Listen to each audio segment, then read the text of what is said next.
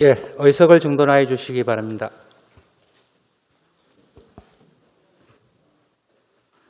지금부터 제218회 울사광역시의회 제2차 정례 개회식을 시작하겠습니다.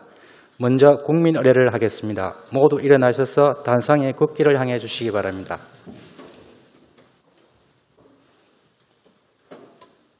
국기에 대하여 경례.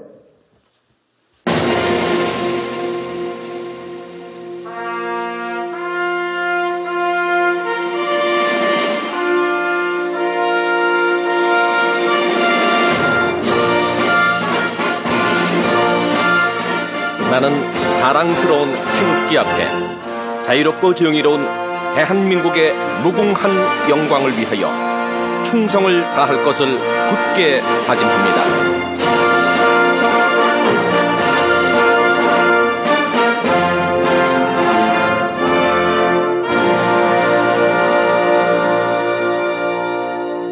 바로 다음은 애국가 제창이 있겠습니다. 반주에 맞춰 1절만 힘차게 불러주시기 바랍니다.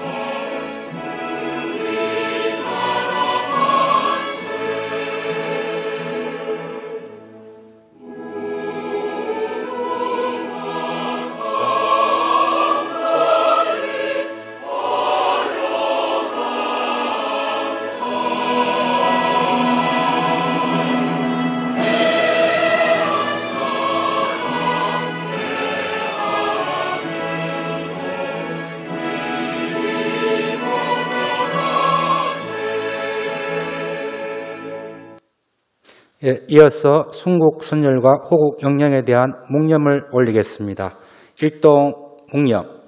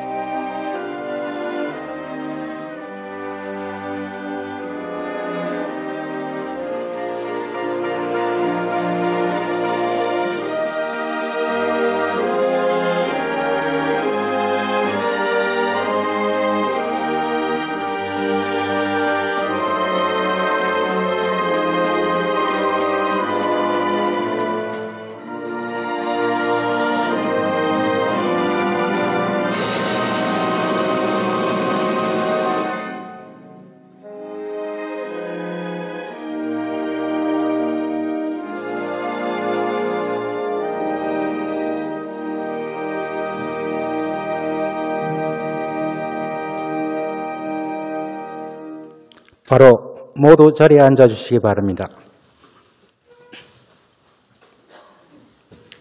다음은 의장님의 개회사가 있겠습니다.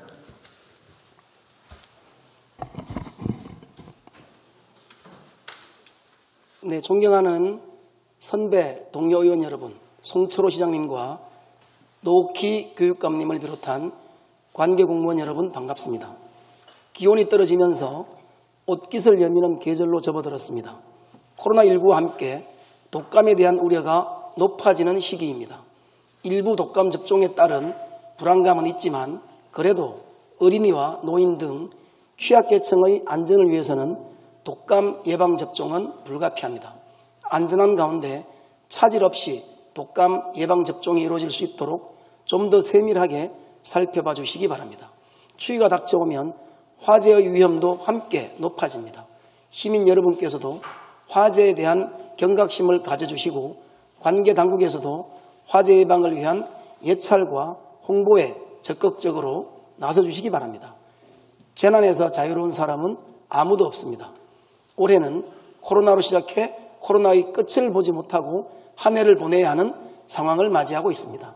이젠 어렵고 힘들다는 하소연도 일상사가 되었습니다. 우리 울산은 그나마 사정이 난 편이지만 전국적으로 소규모 집단 감염 확진자가 지속적으로 나오고 있습니다. 결코 안심할 수 없는 상황입니다. 코로나19 상황 속에서도 모처럼 반가운 소식도 들려오고 있습니다. 지난달 울산 지역 수출액이 자동차와 선박의 호조 속에서 6개월 만에 반등했다는 것입니다. 하지만 경제를 둘러싼 안팎의 불확실성이 여전히 높고 고용 관련 지표도 악화되고 있습니다. 120만 명을 목전에 두었던 인구도 꾸준히 감소하여 급기야 인구 116만 명 선도 무너졌습니다.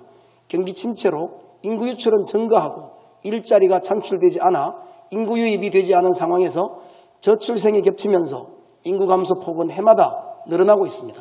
적정 규모의 인구를 유지하는 것은 도시 경쟁력을 위해서도 반드시 필요합니다. 결혼과 출산, 보육과 교육으로 이어지는 성장의 축이 선순환될 수 있도록 인구정책에 대해 조금 더 촘촘한 설계가 있어야 할 것입니다. 쉽지 않은 문제이지만 더 많은 관심을 갖고 울산의 지속 가능한 발전을 위해 좋은 대책을 수립해 주시기 바랍니다. 국정감사가 끝나고 국회는 국비 확보를 위한 예산 전쟁에 돌입했습니다. 국비 없이는 지역 발전을 견인할 수 없습니다. 내년도 당초 예산에 울산의 현안과 수건사업을 풀어나갈 수 있는 든든한 동력이 확보될 수 있도록 국비 확보에 행정력을 모아주시기 바랍니다. 저와 우리 시의회에서도 최선을 다해 뒷받침하겠습니다. 지역 국회의원들과도 정보를 공유하고 국비 확보에 전력을 기울일 수 있도록 노력해 주시기 바랍니다. 지역 발전에 여야가 따로 있을 수 없습니다. 오늘로써 수학능력 시험이 한 달 남았습니다. 노력한 만큼 성과를 낼 수 있도록 마지막까지 교육당국이 심혈을 쏟아주시기 바랍니다. 힘든 과정을 보내고 있는 수험생과 학부모 여러분께 응원과 격려의 박수를 보내드립니다. 의원과 공직자 여러분, 오늘부터 시작되는 정례회에서는 행정사무감사와 내년도 당초 예산안에 대한 심의와 의결이 있을 예정입니다. 작년보다 한층 더 많은 자료를 요청한 것은 보다 심층적이고 세밀하게 들여다보겠다는 의지입니다. 꼼꼼하게 챙겨봐 주시고 같은 잘못이 반복되는 부분에 대해서는 반드시 문제점을 지적하고 해결책을 찾아야 할 것입니다. 마른 수건도 다시 짜야 할 정도로 예산 형편이 좋지 않습니다. 시민들의 소중한 세금이 목적과 취지에 맞게 쓰이고 있는지 울산을 위해 필요한 일인지를 철두철미하게 검증해야 할 것입니다. 시민을 대신하여 질문하는 의원이나 답변에 나설 공직자 여러분께서는 사심 없이 울산과 시민을 위한 문답을 펼쳐주시기 바랍니다. 올 한 해도 울산과 시민의 입장에서 열과 성을 다해 주신 동료 의원과 공직자 여러분들의 노고에 깊이 감사드립니다. 새해에는 코로나19 사태도 극복하고 경제 위기도 뛰어넘어 힘차게 재도약하는 울산을 다 함께 만들어 나갑시다. 두 달이 채 남지 않은 2020년 유종의 미를 거둘 수 있도록 마무리에 혼신을 다해 주시기 바랍니다. 늘 한 걸음 앞서 새 역사를 개척해온 여러분 모두에게 다시금 감사를 드리며 시민 여러분들의 앞날에도 건강과 행복이 가득하시길 빕니다.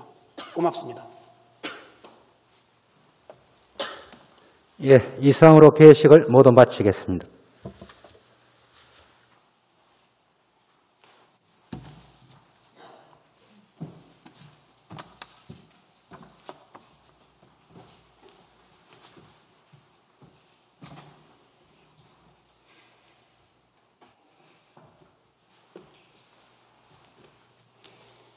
네, 의석을 정돈해 주시기 바랍니다. 회의 개의에 앞서 잠시 안내 말씀드리겠습니다. 오늘 본회의 진행 과정을 방청하기 위해 의회를 사랑하는 사람들, 회원님들께서 우리 시의회를 방문해 주셨습니다. 시의회 방문을 진심으로 환영합니다. 그리고 감사드립니다. 성원이 되었으므로 제218회 울산광역시의회 제2차 정례회 제1차 본회의를 개의하겠습니다.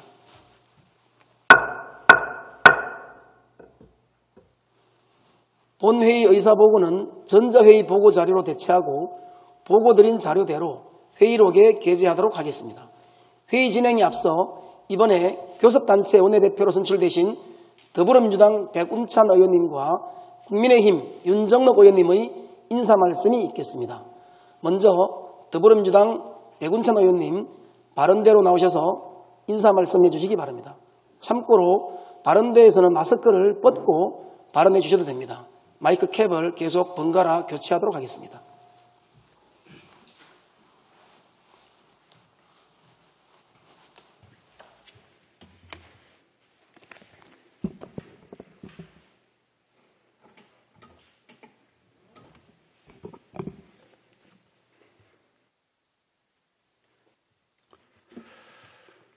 존경하는 시민 여러분, 박병석 의장님과 선배 동료 의원 여러분, 송철호 시장님과 노키 교육감님을 비롯한 관계 공무원 여러분, 더불어민주당 원내대표 백운찬 의원입니다. 코로나19 감염병으로 전 세계가 격변과 충격에 휩싸여 있습니다. 나라 경제가 어렵고 시정 어려우면 날로 가중되고 있습니다. 이러한 어려움 속에서도 방역과 시민 안전을 위해 최선의 노력을 기울이고 계신 송철호 시장님과 노키 교육감님, 그리고 여러 공직자들의 헌신에 깊이 감사드립니다. 그리고 남구 아른 후보 화재 발생 시 필사적 진화와 시민구호 우선 작전으로 사망자가 한 명도 발생하지 않은 기적의 현장을 만들어주신 소방공무원 및 관계공무원 여러분께도 감사드립니다.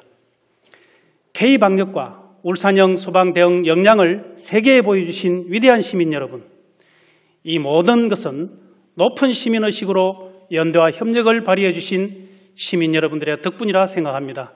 감사합니다. 존경하는 선배 동료 여러분, 지금은 협치가 그 어느 때보다 중요한 시기입니다. 우리는 전례 없는 재난과 경제적 위기를 동시에 맞고 있습니다. 시장님과 집행부, 공무원들이 밤낮으로 코로나19 감염병과 싸우고 있지만 여전히 바이러스 위협은 상존하고 있고 시민들은 힘들고 지쳐가고 있습니다. 우리는 지금 코로나19와 싸우며 동시에 코로나 이후 시대의 새로운 경제 상황도 준비해야 하기에 우리 앞에 놓인 과제는 참으로 엄중하고 무겁습니다. 또한 지금 시작되는 원내대표제는 우리 시의회 개원 29년 만에 처음으로 시작되는 제도입니다. 이러한 때에 우리 여야 시의원들에게 더 요구되는 자세가 바로 협치와 상생입니다. 저는 여당의 원내대표로서 울산시의회 개원 29년 만에 처음으로 시행되는 원내대표제가 그 존재의 의미와 책무성에 응답하고 지방정치의 품격과 가치가 극대화될 수 있도록 최선의 노력을 경주하겠습니다. 우리 여당부터 먼저 야당 의원님들의 입장과 상황을 이해하고 존중의 자세로 대화와 소통을 통한 협치의 정치를 해나가겠습니다. 필요하다면 통큰 양보와 합의도 마다하지 않겠습니다. 이에 존경하는 윤정록 원내대표님과 국민의힘 선배 동료 의원님들의 따뜻한 화답과 동참을 기대합니다. 시민들의 먹고 사는 문제, 경제 살리기에는 여자가 따로 있을 수 없습니다. 지금 우리 시민들은 누구나 매우 어려운 시기를 견뎌내고 있습니다. 어려운 분들은 더 어려워졌고 여유가 있던 분들까지 한계에 다다르고 있는 상황입니다. 지금까지도 그러했지만 저와 우리 당 의원들은 철저히 시민의 신발을 신고 걷고자 합니다. 시민의 입장에서 조례를 재개정하고 시민의 눈으로 예산을 들여다보고 사업을 점검하겠습니다. 시민을 살리고 부흥케 하는데 여야가 따로 있지 않다는 점은 국민의힘 당에서도 충분히 같은 생각이며 함께 해주시리라 생각합니다. 경제자유구역 특위 구성에서 그랬던 것처럼 우리 시의 이익과 우리 시민들의 경제, 먹고 사는 문제에 관해서는 단기 당략을 떠나 지속적으로 협력하고 함께해 고민해 나가자고 강조합니다. 우리 모두는 정치인이며 그 각 당에 소속되어 정당 정치를 하고 있습니다. 각 정당은 지향하는 정당 정책이 있고 정체성을 지니고 있습니다. 따라서 정당 정치를 하고 있는 시의원의 상대당의 정체성과 정책을 폄훼하거나 존중하지 않는다면 그것은 정당 정치의 근간을 흔드는 것이며 그 누구로부터도 존중받지 못하고 의원으로서도 정당성도 인정받기 어려울 것입니다. 본 의원이 우리 더불어민주당과 국민의힘당 정당 정책을 비교해 본 바 마침 두 당의 이념과 정책에서 매우 비슷하게 공유하고 있는 몇 가지 핵심 기조를 발견할 수 있었습니다. 이에 본 의원은 정강정책에서 양당의 기본적 가치를 공유하고 있는 자유와 민주주의, 인권, 공정, 약자 보호, 양성평등, 경제민주화, 평화통일 및 민족 번영 등에 대한 의제에서부터 정치적 논쟁보다는 상생과 협력의 합일점을 찾아 나가자고 제안합니다. 또한 나머지 양당 간의 차이를 보이는 다른 의제에 대해서도 여야가 각 당의 정체성을 존중하고 치열한 토론을 통해 정책과 노선을 확장해 우리 시민들이 주인될 수 있는 정책으로 발전할 수 있도록 상호 존중과 토론 중심 의정활동을 보장할 것을 제안합니다. 치열하게 토론하되 소모적 논쟁은 지양합시다. 회의 규칙과 절차를 준수하고 주민을 대표하는 의원으로서 품격 있는 언행과 태도를 갖추고 시민들의 이익을 대변하는 일에는 의회를 표방합시다. 존경하는 선배 동료 의원 여러분, 그 어느 때보다도 어려운 시기입니다. 어떠한 과제도 쉽지 않습니다. 그러나 우리는 할 수 있고 또 해내야 합니다. 우리 앞에 있는 지금의 위기를 기회로 삼아 동북아 에너지 경제 허브 울산, 세계 속의 친환경 수소도시 울산으로 만들어내야 합니다. 우리 의회가 먼저 모범이 되고 우리 의회가 먼저 품격을 갖추어 시민들에게 힘이 되고 희망을 주는 협치의회, 시민중심의회, 상호 존중하는 의회, 토론 문화가 정착된 의회로 만들어 갑시다. 더불어민주당 의원들뿐만 아니라 국민의힘당 의원들도 응원하는 여당 원내대표로 함께 나아가겠습니다. 박병석 의장님을 비롯한 선배 동료 의원 여러분들과 송철호 시장님, 노키 교육감님을 비롯한 모든 공직자 여러분, 116만 울산 시민 모두의 건성을 기원합니다. 감사합니다.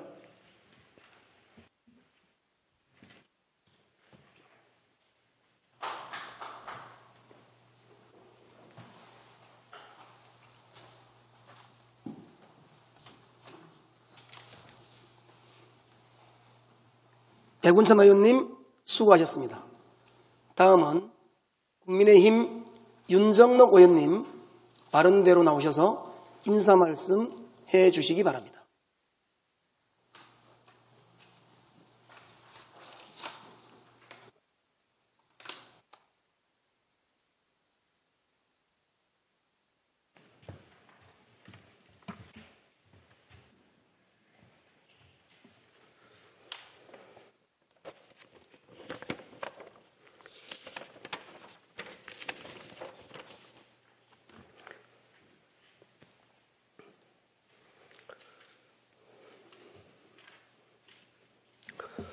예, 반갑습니다.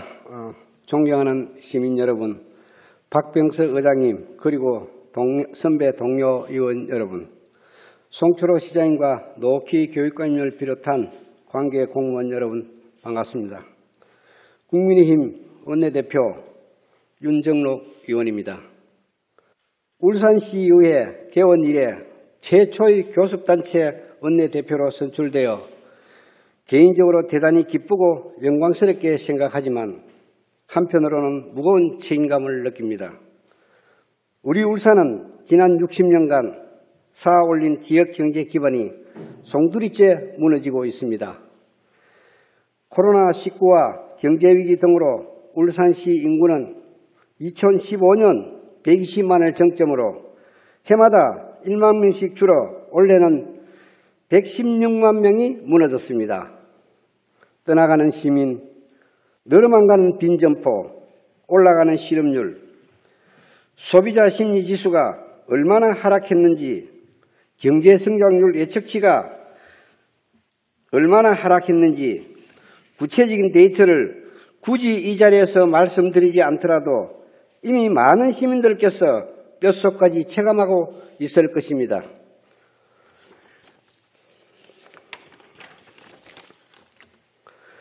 이 같은 대한민국의 위기, 울산의 위기는 누구 하나만의 잘못은 아닐 것입니다. 국민의 뜻을 제대로 받들지 못하는 무능한 정부를 제대로 견제하지 못하고 정쟁만 일삼는 국회, 지역 문제를 뭐 하나 제대로 해결하지 못하는 시의회, 모두가 이러한 위기의 책임에서 벗어날 수 없을 것입니다. 우리 국민의힘 소속 의원들은 더불어민주당 절대다수 독점 정치의 한계를 극복하고 시민의 목소리를 시정에 반영하기 위해 그리고 송철호 시장님이 제대로 역할을 할 수 있도록 시정에 대한 건전한 견제와 감시는 물론 성공적인 시정 수행을 위해 필요한 부분은 적극적으로 협력하고 또 지원해 나갈 것입니다.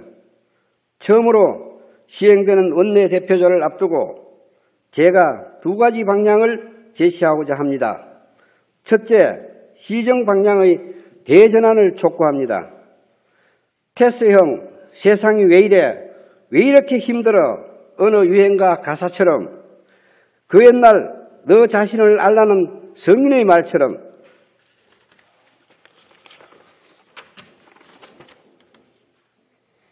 울산의 시정을 되돌아보고 기초부터 하나하나 재점검하는 시간이 되기를 희망합니다. 기초가 무너지면 미래를 담보할 수 없습니다.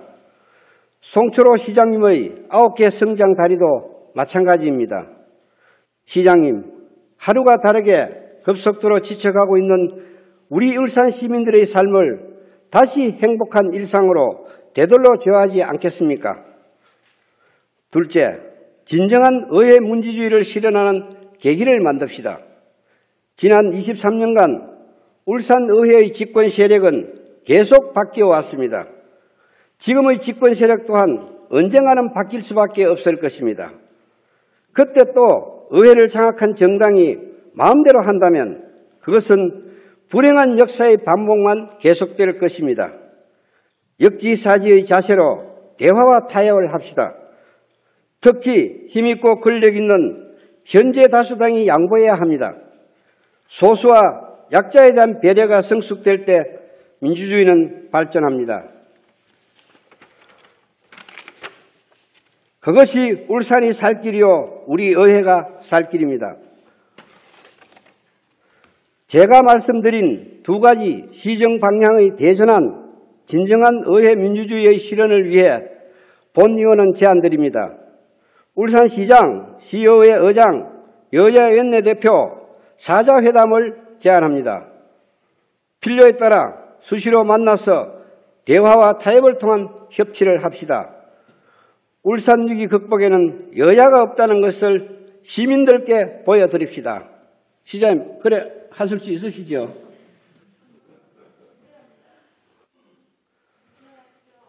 오늘을 시작으로 행정사무감사가 시작됩니다. 민선 7개의 반환점을 돌아가는 세 번째 행정사무감사인 만큼 우리 국민의힘은 어느 때보다도 날카로운 행정사무감사로 지난 2년간 시정 운영의 문제점과 대응 실태를 면밀히 따져보고 점검하겠습니다.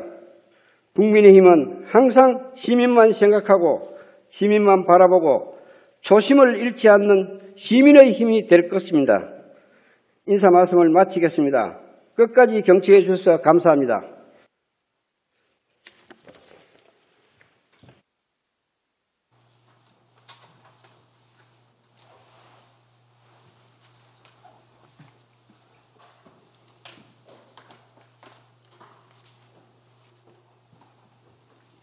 네, 윤정록 의원님 수고하셨습니다.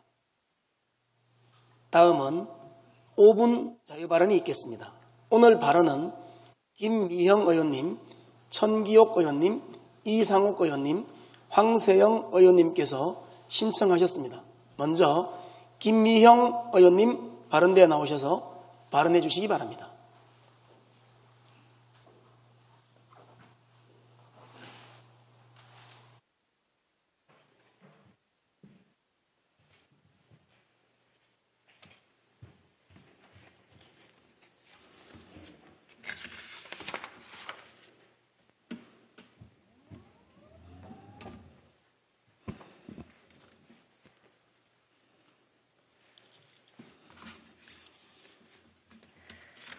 존경하는 박병석 의장님 그리고 선배 동료 의원 여러분, 시민과 다시 뛰는 울산을 만들기 위해 많은 노력을 하고 계시는 송철호 시장님, 노기 교육감님을 비롯한 관계 공무원 여러분 반갑습니다. 행정자치위원회 김미영 의원입니다. 본 의원은 오늘 우리 현대사의 물줄기를 크게 바꿔놓고 본 의원의 삶에도 적잖게 영향을 미친 한 사람, 전태일이라는 인물에 대한 소회와 노동존중 도시 울산의 비전에 대하여 말씀드리고자 합니다. 매월 11월이면 전국의 노동자들이 한데 모여 한 해를 결산하고 새로운 대동단결을 위한 전국 노동자 대회를 개최합니다. 이름하여 전태일 계승 정신계승 전국 노동자 대회입니다. 전태일 열사의 기일인 11월 13일을 전후해 그의 삶과 정신을 기리는 행사는 메이데이에 버금가며 한국 노동운동에서 전태일의 위상이 얼마나 큰지를 여실하게 보여주는 증거라 할 것입니다. 본 의원 또한 대학 초년생 때 이곳 울산에서 시작됐던 1987년 7, 8월 노동자 대투쟁과 이듬해 11월 13일 서울에서 열렸던 전태일 열사 정신계승 노동학법 개정 전국 노동자 대회를 지금도 생생히 기억합니다. 군대와 같은 기계로 샌드머신을 앞세우고 남목 고개를 넘던 수많은 현대그룹 노동자들의 모습과 피로 쓴 노동해방 펼침막을 앞세우고 끝없는 파도와 같은 대열로 연세대 노천광장에서 여의도 국회를 향하던 노동자들의 보무당당한 모습을 누군들 잊을 수 있겠습니까? 노예의 삶과 같던 굴종의 시간을 더 이상은 연장하지 않겠다는 결연한 의지와 의지로 역사의 무대 위에 뚜벅뚜벅 걸어오르던 노동자들의 모습에서 저는 부활하는 전태일을 보았습니다. 이렇게 세력화된 노동자들은 거듭되는 구속과 탄압에도 굴하지 않고 치열한 활동과 투쟁으로 단체 협약을 쟁취하고 조직력을 확대하여 자신들의 사회적, 경제적 지위를 획기적으로 변화시켰습니다. 이처럼 우리나라 노동운동의 시작이요 구심점이 되었던 그가 산화한 지 50년이 지났습니다. 그러나 여전히 많은 노동자들이 노조와 단체 협약이라는 우산 밖에서 차별받고 고통받고 있습니다. 수많은 노동자들이 노동법의 사각지대에서 신음하고 있습니다. 또 많은 청년들과 시민들이 일자리를 요구하고 있습니다. 우리 시와 의회는 정책과 실천으로 시민들과 노동자들에게 위와 같은 요청에 제대로 화답해야 합니다. 저는 그렇게 하는 것이 우리 정치가 전태일 정신을 바르게 계승하는 것이라고 생각합니다. 그런 점에서 우리 시와 의회가 노동이사제와 노동자 권리보호 및 증진을 위한 조례 등을 제정한 일, 노동정책연구회를 구성해 활동을 펼치며 노동인권센터를 설치되도록 한 일, 기획조정실 산하의 사회혁신 담당관을 신설한 일, 노동보좌관인 노동특보를 두고 노동 문제를 제대로 체계적으로 풀어보려고 노동정책과를 신설한 것은 자찬해도 부끄럽지 않을 것입니다. 이처럼 우리 시는 물론이고 공공부문이 먼저 민주적인 노사관계의 모범을 보이고 이런 문화를 민간 영역으로 확산해야 합니다. 시 집행부와 의회는 양질의 일자리를 창출하고 다양한 정책을 개발하여 노동자들에게 주어진 권리가 자연스럽게 보장되는 문화를 조성해야 합니다. 그럴 때 비로소 산업수도 울산이라는 위상에 버금가는 노동존중 도시 울산이라는 비전이 현실화될 수 있을 것입니다. 청계천 시장에서 우리는 기계가 아니라며 몸에 불을 붙였던 청년 전태일 열사가 남긴 것들을 되새기고 반세기가 흐른 지금 노동자들은 그때 그 외침대로 일할 수 있게 됐는지 다시금 되돌아보는 11월이 되기를 희망합니다. 경청해 주셔서 감사합니다.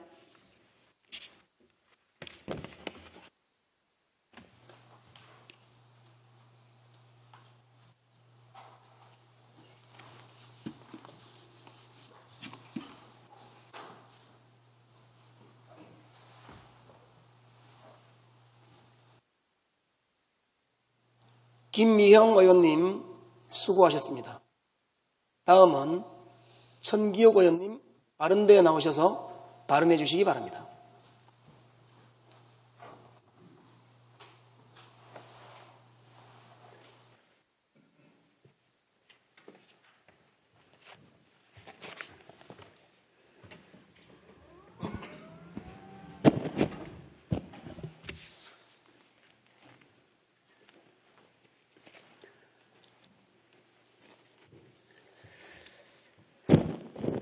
존경하는 울산 시민 여러분, 박병석 의장님을 비롯한 동료 의원 여러분, 송철호 시장님과 노키 교육감님, 그리고 관계 공무원 여러분 반갑습니다. 교육위원회 정기옥 의원입니다. 최근 빈번히 발생하는 각종 안전사고로 시민들이 안전하게 살 권리에 위협을 받고 있는 실정입니다. 울산의 경우 인근 화학단지와 고층 건물들이 속속 들어서고 있어 안전에 대해서는 더욱 적극적인 행정력이 요구됩니다. 국민의힘 박완수 의원의 자료에 따르면 2015년부터 2019년까지 사망자 5명 이상 또는 사상자 10명 이상이거나 재산 피해가 50억 이상 되는 대형 사고가 47건이 발생했습니다. 전체 사상자가 829명으로 연평균 9.5건 대형 화재가 발생한 셈입니다. 이로 인해 136명이 사망하고 693명이 부상을 입었으며 약 5,940억 원 재산 피해를 냈습니다. 화재 발생 원인으로는 원인 미상이 18건으로 가장 많았고 용접, 절단, 가연물 방치 등 부주의 13건, 정기적 요인 5건, 방화 5건, 기타 5건 등이었습니다. 여기서 가장 문제점으로 지적되는 것은 대부분의 화재 발생 원인이 정확하게 규명되지 않고 있다는 것입니다. 얼마 전 발생된 울산 달동 고층 건물 화재의 경우 화재에 취약한 알루미늄 패널 외장재로 연결된 외벽을 타고 불길이 번져 건물 전체가 화염에 휩싸였는데 화재 규모에 비해 인명사고가 없어 참으로 다행이면서도 아찔한 사고였습니다. 정부에서는 관련 법규를 시급히 정비하여 고층 건물 화재에 대비하는 정책이 추진되어야 하며 울산시에서도 지금까지 완공한 모든 건축물에 대해서 가연성 외벽 재정, 철거 및 교체 부분을 지원하는 정책이 적극적으로 추진되어야 시민들이 안전하게 생활할 수 있다고 봅니다. 화재 취약 요인은 정기 점검을 통해 어느 정도 예측 가능하다고 전문가들은 조언하고 있습니다.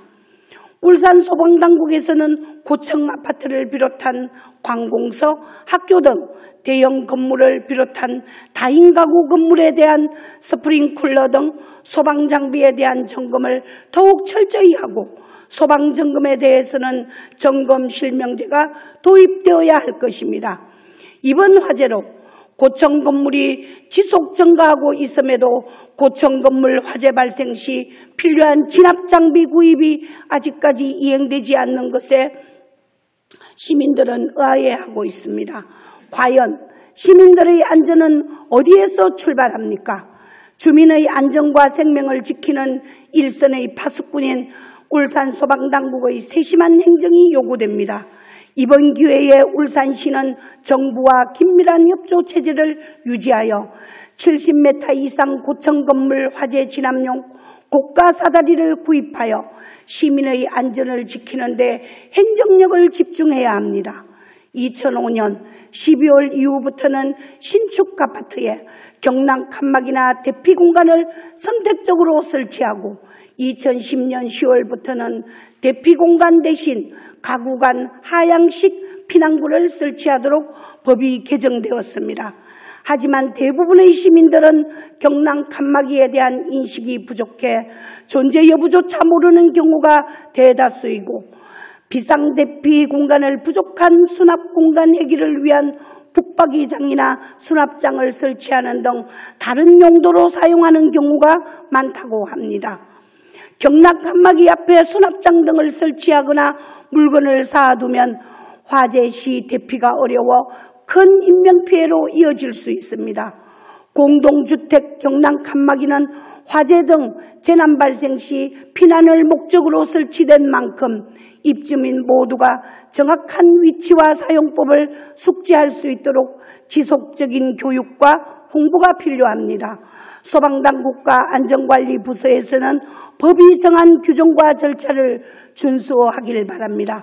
각종 안전사고에는 너나가 없으면 항상 유비무환의 자세를 가질 때 시민들은 안전한 생활을 추구할 수 있다는 점을 명심하여야 할 것입니다.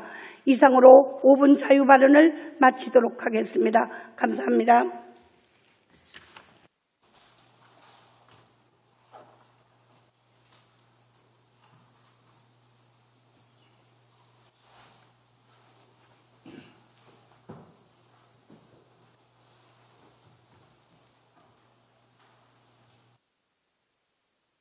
천기옥 의원님 수고하셨습니다. 다음은 이상욱 의원님 발언대에 나오셔서 발언해 주시기 바랍니다.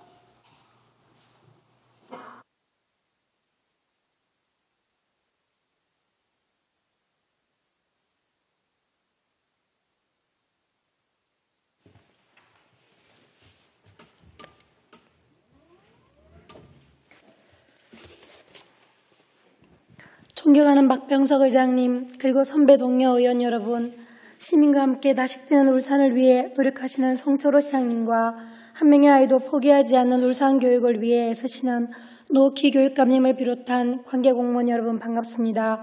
환경복지위원회 이상옥 의원입니다. 저는 오늘 울산의 의료가 울산 시민들의 내일을 위해 과연 어떠한 준비를 하고 있는지, 여전히 민간 영역에 의존하여 시민들의 안전을 위협하고 있는 것은 아닌지 하는 의구심에 실효적인 대책과 준비가 필요하다는 것을 말씀드리고자 발언대에 섰습니다. 코로나19로 인한 팬데믹의 장기화로 경제, 사회, 문화 등 모든 영역에서 막대한 손실이 발생되고 있습니다.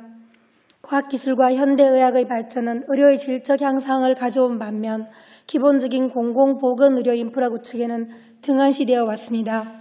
공공보건의료 인프라 구축은 취약계층뿐만 아니라 전 국민이 누려야 할 권리이자 국민의 건강 수준을 향상시키기 위한 필수 요건이며 새로운 감염병이 발생되고 있는 현 시대에는 이를 전담할 수 있는 컨트롤타워 역할을 수행할 수 있습니다.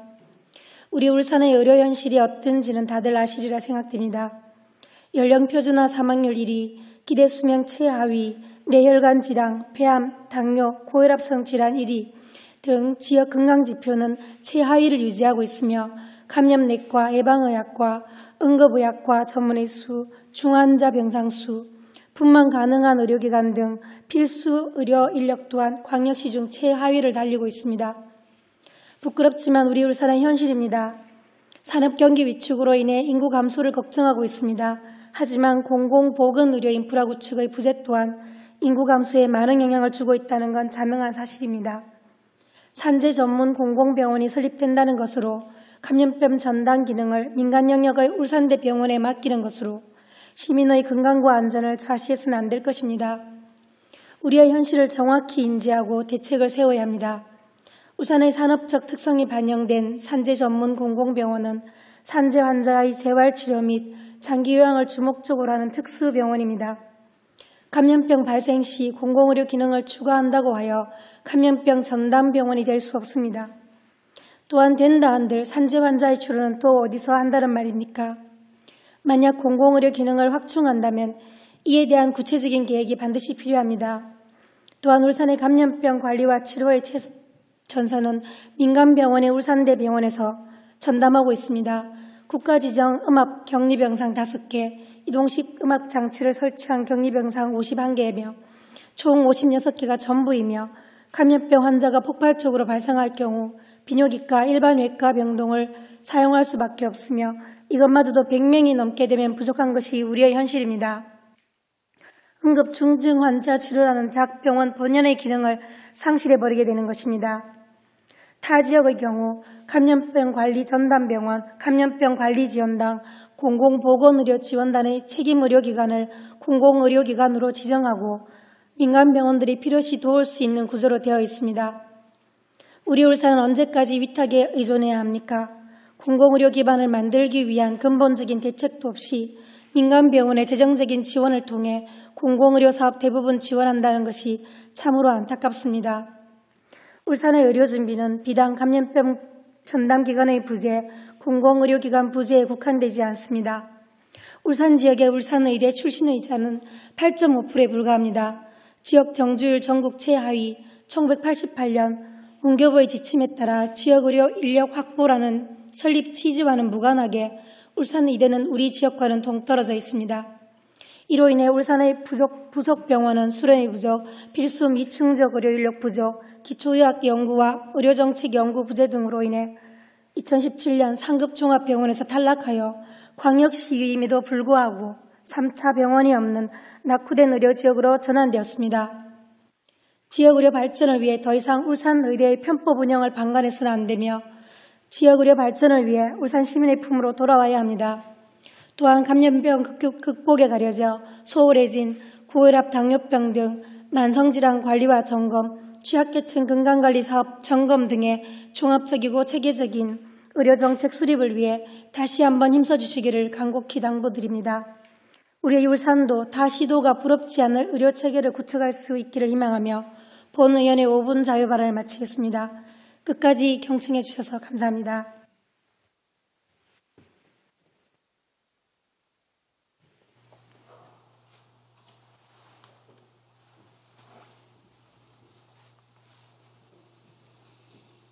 네, 이상옥 의원님 수고하셨습니다. 다음은 황세영 의원님 발언대에 나오셔서 발언해 주시기 바랍니다.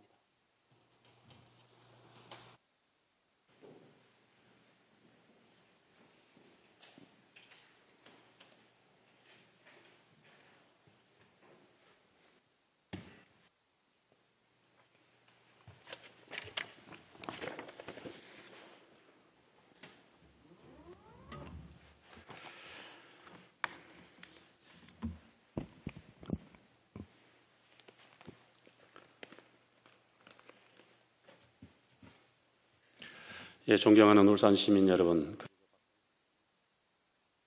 동료원 여러분, 송초로 시장님과 노키교육감을 비롯한 관계공무원 여러분 반갑습니다.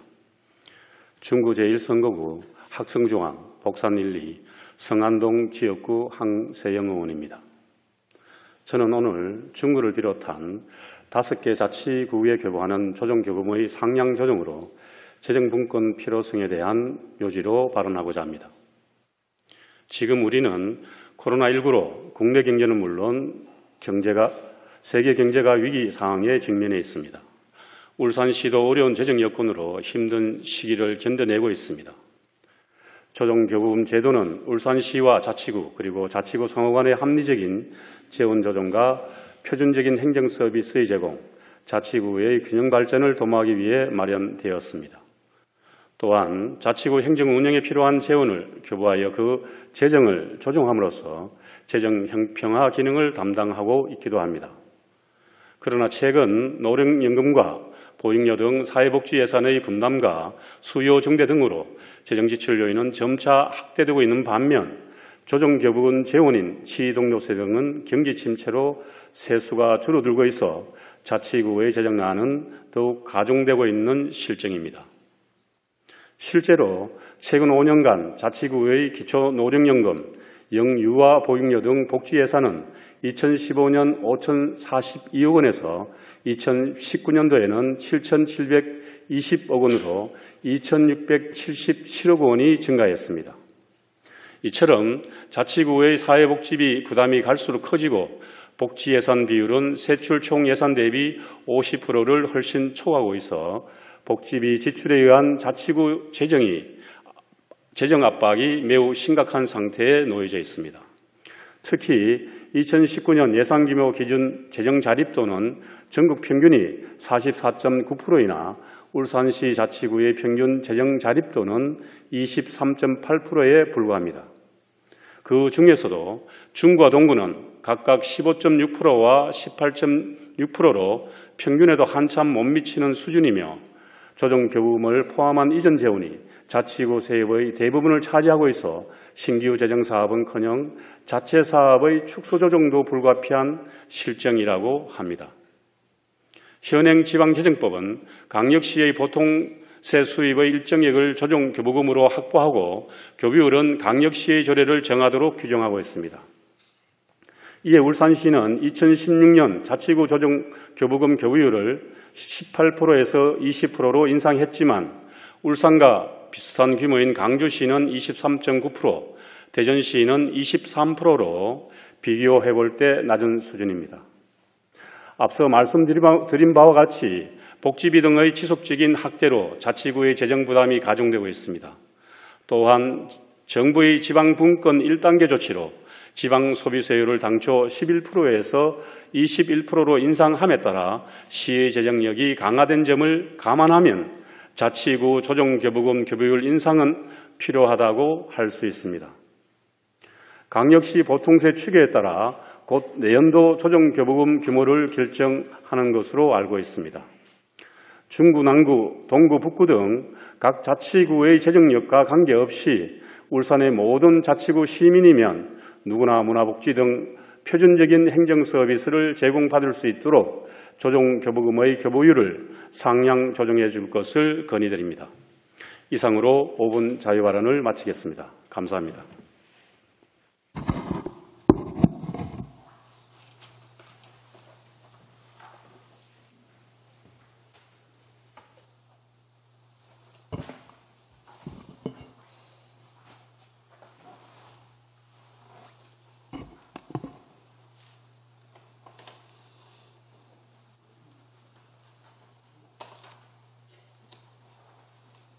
네, 황세영 의원님 수고하셨습니다.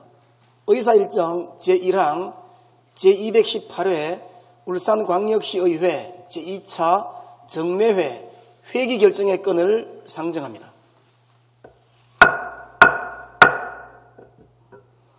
이번 정례회는 지방자치법 제44조와 울산광역시의회 회의 운영에 관한 조례 제4조의 규정에 따라 개최되는 것으로서 의회 운영위원회와 협의한 대로 오늘부터 12월 15일까지 44일간으로 결정하고자 합니다. 의원 여러분, 이의 없으십니까? 네, 이의가 없으므로 가결되었음을 선포합니다. 의사일정 제2항 시장, 교육감 및 관계공무원 출석 요구의 건을 상정합니다. 본 안건은 이번 정례회 기간 중 2020년도 행정사무감사와 추경예산안, 2021년도 예산안 및 조례안 등 각종 안건 심사에 따른 답변을 듣고자 서휘용 의원님 외에 4분의 의원님께서 발의한 대로 시장과 교육감을 비롯한 관계공무원의 출석을 요구하고자 하는 것입니다. 의원 여러분, 이의 없으십니까? 네, 이의가 없으므로 가결되었음을 선포합니다. 의사일정 제3항 제218회 울산광역시의회 제2차 정례회 회의록 서명의원 선출의 건을 상정합니다.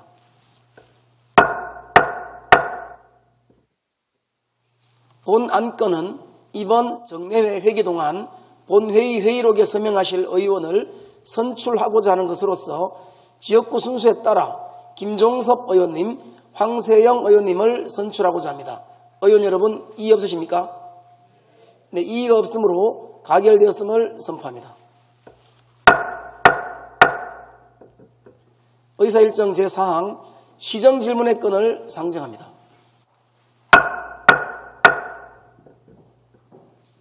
오늘 시정질문은 윤덕권 의원님, 이미영 의원님께서 신청하셨습니다.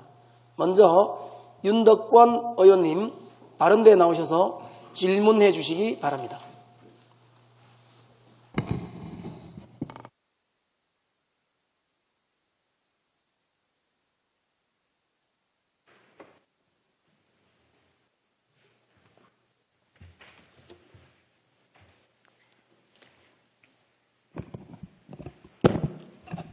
존경하는 울산 시민 여러분, 더불어민주당 범서청량 지역구를 둔 교육위원회 윤덕권 의원입니다.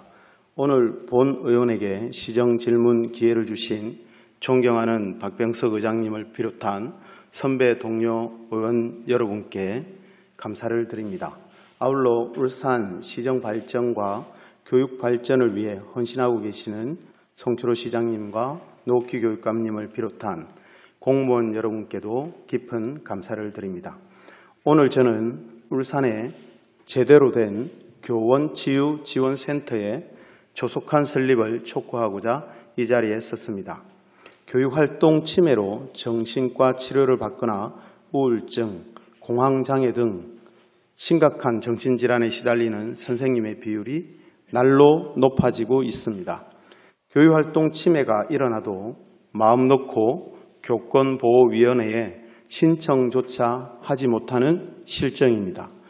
교육활동 보호는 단순히 선생님만을 위한 것은 아닙니다. 선생님의 교육권이 보호되어야지만 학생의 학습권을 보호하고 학부모의 교육 참여권을 보호하는 중요한 첫걸음입니다.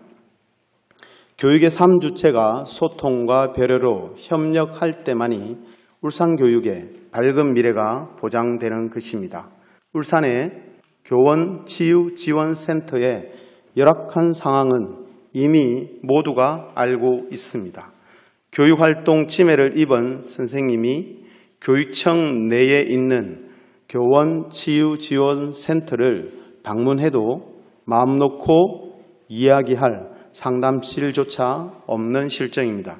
교육활동 침해를 받은 선생님은 실제 제대로 된 필요한 지원을 받지 못했다는 의견이 상당합니다.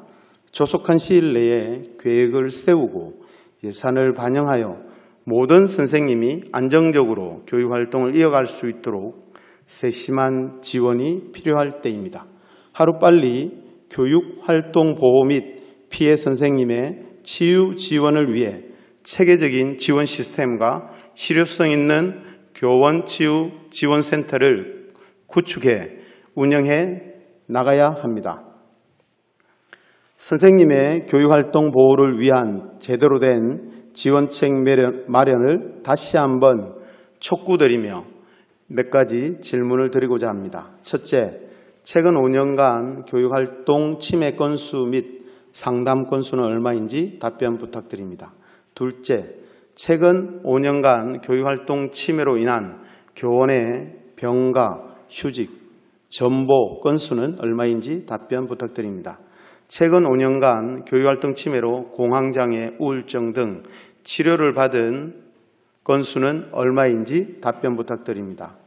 넷째, 최근 5년간 교원의 교육활동 보호 및 침해 정도를 파악할 수 있는 전수조사를 실시한 적이 있는지요? 실시했다면 그 결과는 어떠하신지 답변 부탁드립니다. 다섯째, 교원 책임 배상 보험과 치료비 등 보호조치 이용 건수와 이용률은 어떻게 되는지 답변 부탁드립니다. 여섯째, 울산 교원치유지원센터가 시교육청 내의 협소한 공간에 위치해 교육활동 침해를 입은 교원이 마음 놓고 상담받을 수 있는 공간조차 없는 것으로 알고 있습니다. 교원치유지원센터를 새롭게 독립적인 공간에 신축 운영할 계획을 수립하고 계신지 답변 부탁드립니다. 일곱째, 교육활동 보호 및 교육활동 침해 행위로 교통받는 교원을 위한 전문 상담이 절실합니다. 선생님의 치유와 회복을 위한 전담, 상담사를 각 지원청마다 배치해 주실 것을 요청합니다. 현재의 전문 상담사 배치 현황 및 이후 계획은 어떠한지 답변 부탁드립니다. 여덟째, 교원 전담 변호사의 충원이 시급합니다. 현재 교육청 교권 담당 변호사 1명만을 채용하고 있습니다. 학교폭력을 전담하는 변호사의 미채용으로 인해 교권 침해 전담 변호사가 학교폭력 업무와 교육청 재반 법률 업무 및 교육청 각과의 법률 자문까지 수행하고 있습니다. 교권 담당 변호사가 교권 침해만을 전담할 수 있도록 해야 합니다. 시교육청 외에도 교육지원청별 교권 침해 전담 변호사를 충원해서 교권 침해 대응 업무가 신속하게 진행될 수 있도록 조치해 주실 것을 부탁드립니다. 나아가 독립적인 교원 치유지원센터가 건립되면 시교육청과 교육지원청의 교권 담당 변호사가 센터에 함께 근무하면서 교육활동 보호 관련 업무를 보다 신속하고 원활하게 지원할 수 있도록 해야 합니다. 그리고 1년이 넘도록 충원되지 않는 변호사의 신속한 충원을 위해 교육청의 대책은 무엇인지요? 9번째, 교권을 전담하는 장학사를 시교육청과 지원청별 각 급별 1인을 배정해 주실 것을 당부드립니다. 많은 업무 중 하나로 교권 업무를 담당하는 것이 아니라 실제로 교육활동 침해 사안이 일어났을 때 조사 및 각종 지원을 신속하게 할 수 있도록 교권을 전담하는 장학사의 배정 계획은 어떠한지 답변 부탁드립니다. 본 의원은 한 명의 아이도 포기하지 않는 울산교육을 늘 응원하고 있습니다. 울산교육의 혁신을 위해 노옥희 교육감님께 부탁드립니다. 2021년은 한 명의 선생님도 포기하지 않는 울산교육을 실현하겠다는 강력한 의지를 천명해 주실 것을 재차 요청합니다. 교육의 3주체인 학생, 학부모, 선생님 모두가 행복한 울산교육을 희망합니다. 그러기 위해 현저히 늘어가는 선생님에 대한 교육활동 침해를 예방하고 줄일 수 있는 방안을 시급히 모색해야 합니다. 선생님이 행복하지 않으면 학교가 행복하지 않습니다. 행복하지 않는 학교에서 공부하는 학생도 함께 불행해집니다. 학부모와 학생, 선생님의 행복한 교육을 위해 피해받고 고통받는 선생님의 치유와 회복은 무엇보다 시급하게 돌봐야 할 우리 교육청의 숙제입니다. 2021년은 정말 제대로 된 울산교육청의 교원치유지원센터의 구축 원년이 되어야 할 것입니다. 제대로 된 교권 전담 변호사의 확정을 촉구합니다. 제대로 된 전담 상담사와 장학사의 배치를 촉구합니다. 질의에 대한 울산광역시 교육청의 성실한 답변을 기대하며 끝까지 경청하여 주셔서 감사합니다.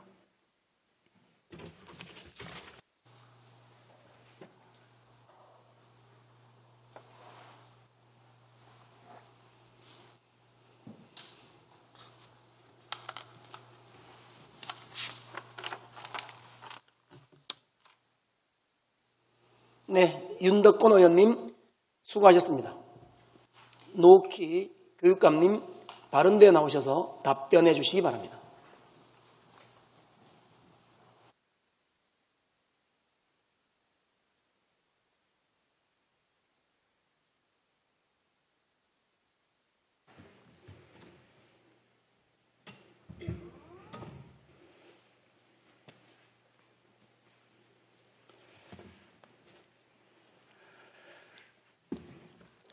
평소 울산 교육의 발전을 위해 남다른 관심과 애정을 가지고 고견과 협조를 아끼지 않으시는 박병석 의장님과 의원님 여러분께 진심으로 감사드립니다.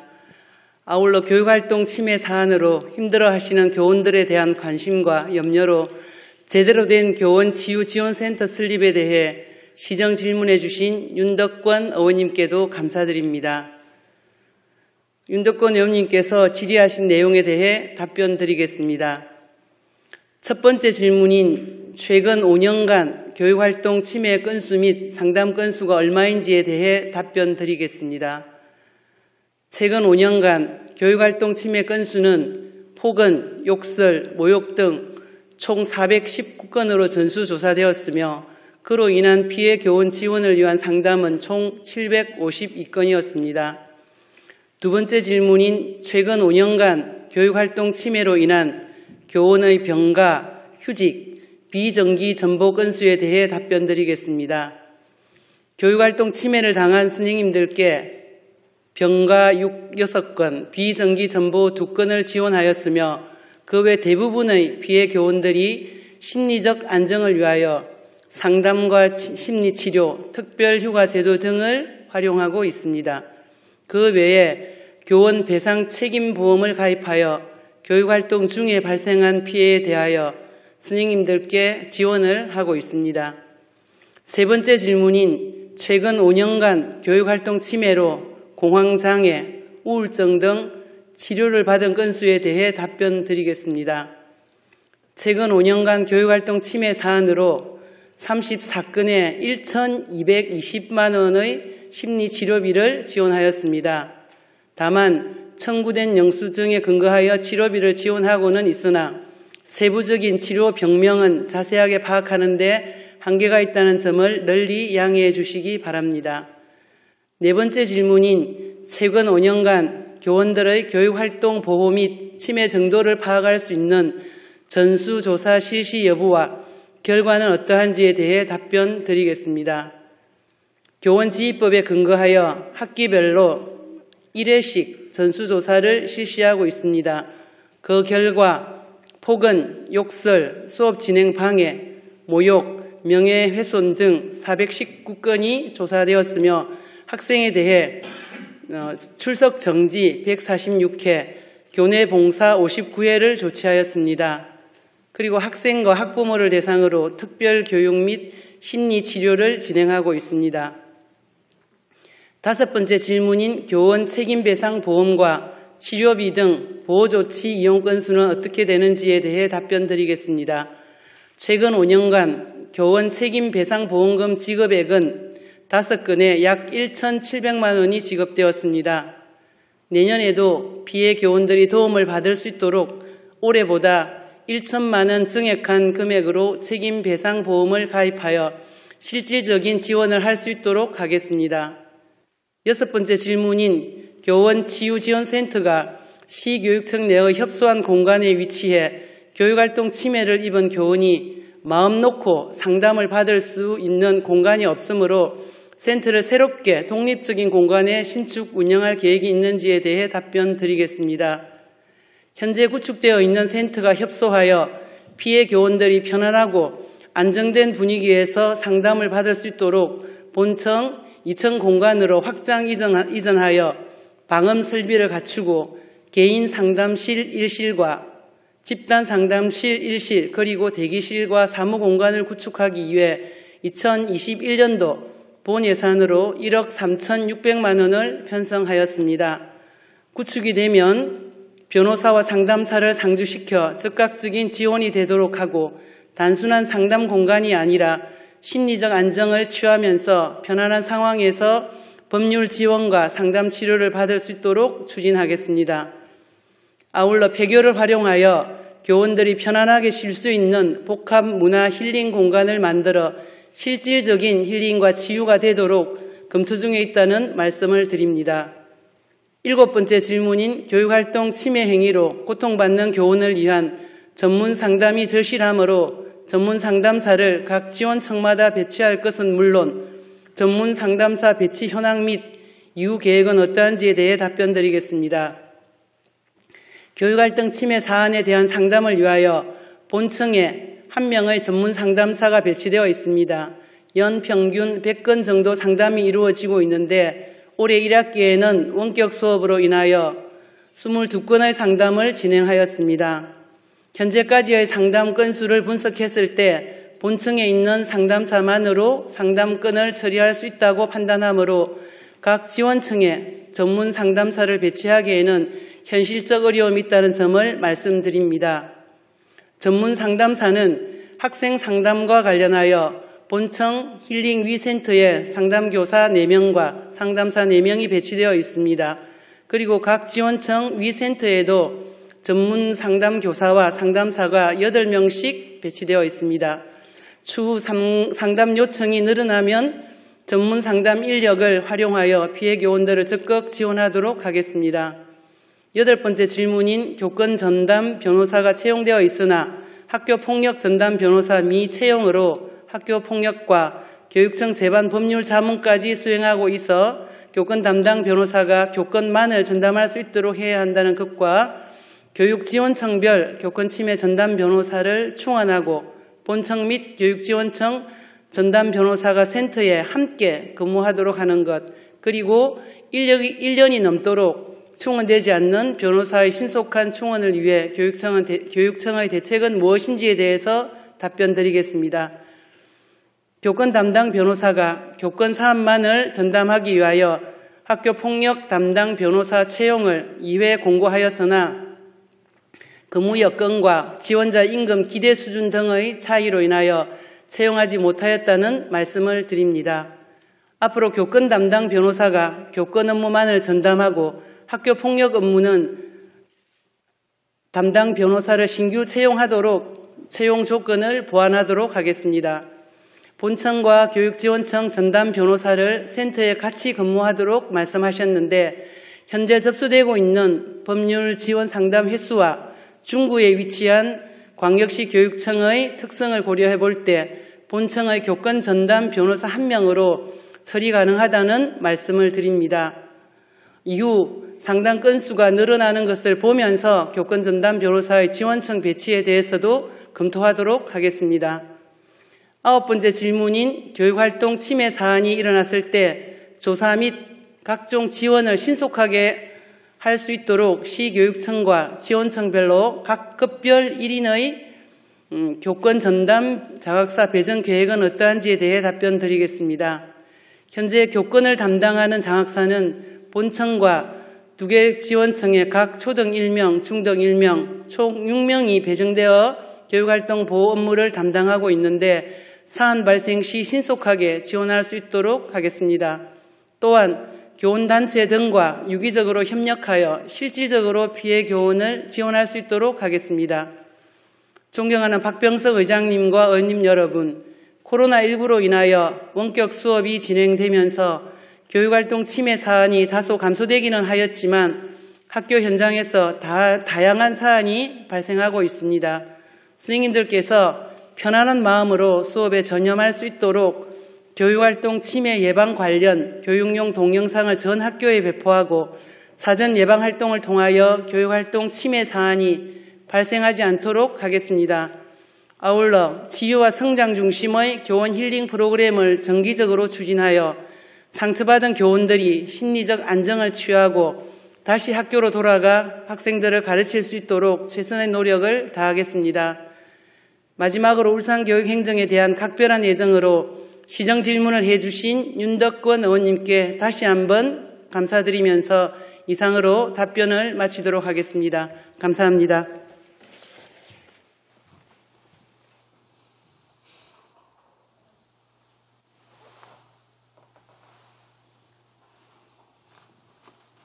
노키 교육감님 수고하셨습니다. 윤덕권 의원님 보충 질문 하시겠습니까? 네, 보충 질문해 주시기 바랍니다.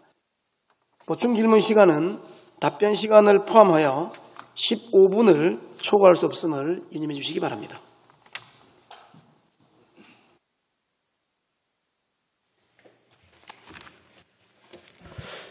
네, 답변을 조금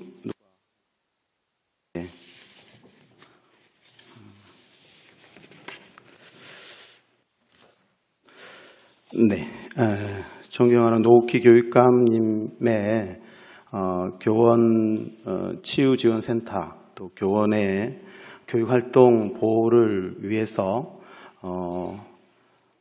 노력하겠다는 답변 말씀 감사를 드립니다. 몇 가지 조금 짚어야 할 것들이 있습니다. 네, 지금 첫 번째 제 답변이 질문이 교육활동 침해 건수 및 상담 건수에 대한 질문을 했는데요. 지금 419건으로 이야기한 것은 교권이 침해당했다. 419건이라고 이야기한 것은 교권보호위원회의 심의를 거친 안을 말씀하시는 거죠. 네. 네, 그 교권보호위원회에 내가 학생에게 맞았다, 혹은 내가 학생에게 폭언을 당했다, 이래서 선생님이 이것은 조금 행정적으로 정리를 해야 되겠다 했을 때 교권보호위원회를 신청하는 것입니다. 그죠? 그러면 뭐 아이가 그날 좀 이렇게 여러 가지 좀 심리적인 불안해서 평소에 참 모범 학생인데 우발적인 사안이다, 우발적으로 선생님께 좀 심한 말을 했다, 이럴 때는 선생님들이 용서를 할 수도 있는 거지요. 네, 그래서 심각한 사안일 때 교권보호위원회가 열린다. 그런데요, 제가 네 번째 질문은 이겁니다. 교원들이 그 교권활동 보호 및 침해 정도를 파악할 수 있는 실태조사를 하고 있느냐, 실태조사 건수는 몇 건이냐, 이렇게 제가 물었는데 답변이 몇 건이죠? 네. 근데 실태조사를 해도 교권보호위원회에 올라간 419건과 동일하다, 이 말이다. 그죠? 그래서 실태조사가 제대로 안 되고 있다. 저는 이렇게 봅니다. 여론조사, 학생에게 폭언을 들은 적이 있습니까? 라고 하는 실태조사 건수가 교권보호위원회에 올라가는 건수보다 많아야 되는 게 상식입니다. 나는 욕설을 들었지만 아이가 그 자리에서 사과를 했기 때문에 교권보호위원회는 열지 않았다, 이렇게 되는 거거든요. 그래서 교육청은 지금 교권 보호를 제대로 하고 있는지, 침해가 어느 정도 되고 있다는 현상을 제대로 파악하고 있는지, 여기에 대해서 의문이 들거든요. 혹시 실태조사를 지금 제대로 안 하고 있다는 이런 생각이 드는데요, 국장님. 우리가 그 교원지휘법 제16조에 따라서 우리가 그 1년에 한 번은 반드시 우리가 교원 침해 실태 조사를 하게 되어 있습니다. 그런데 저희들이 보고한 그 최근 5년간 419건은 우리 그 단위 학교 교권보호위원회 심의 그 조치 결과 보고가 들어와서 최근 한 5년 419건을 알고 있고, 참고로 아마 이거 외에도 우리 선생님들이 더 있는 건데, 저희들이 학교에서 보고사항으로 온 것을 그걸 저희들이 통계내서 아마 집계되다 보니까 이렇게 419건으로 이렇게 보고된 걸로 알고 있습니다. 네, 우리가 실태조사하는 것은 교권보호위원회에서 신청하지 않았지만 실질적으로 선생님이 얼마나 침해당하고 아픈지 그 현상을 파악하기 위한 거예요. 선생님의 교권 침해가 학생들로 인해서 폭언이나 학부모들로 인해서 수업 방해나 관리자에 의한 어떤 부당한 간섭이나 이런 어려움이 얼마나 되는지 현상의 숫자를 확인하고, 그 숫자가 2,000건인데 교권보호위원회는 400건이 올라갔다고 하면 그 왜 편차가 있는지를 우리가 대안을 제시해야 하는데, 지금 이제 본 의원이 요구한 실태조사 건수도 419건, 교권보호위원회에 올라간 건수도 419건, 선생님이 현장에서 어떻게 아프다, 어떻게 힘들다, 이거는 좀 도와주세요라고 하는 목소리를 제가 들을 수가 없어요. 선생님 지금 여론조사를 통해서 어떤 다양한 방법으로 나는 지금 힘듭니다라고 하는 것을 교육청에서 제대로 집계하고 있지 않는 것 같아서 우려스럽습니다. 이 부분은 추후에 다시 실태조사를 하셔서 제대로 된 건수를 보고해 주시면 좋겠습니다. 저희들이 실제로 전 선생님을 위해서 우리 교원이 한 1833인데 전 교원에 대한 조사를 매년 6개월마다 하고 있는 건수가 419건이고, 그 외에 저희들 치유센터에 들어오는 우리 상담 건수라든지 이런 것은 우리가 매년 한 400건 정도는 그렇게 들어옵니다. 예. 국장님 알겠습니다. 그래서 그게 잘못되었다는 것입니다. 교권보호위원회는 내가 만약에 학생에게 욕설을 들어서 교권보호위에 신청했는데 교권보호위원회에서 그 정도는 학생이 크게 심각하게 생각 안 하니까 그거는 침해 정도로 생각 안 합니다 라는 판정을 받을 수도 있어요. 선생님이 부담을 가지고 교권보호위원회에 신청하는 거란 말입니다. 그런데 그 건수와 실태조사 건수가 똑같아. 이거는 지금 문제가 있다는 것입니다. 알겠습니다.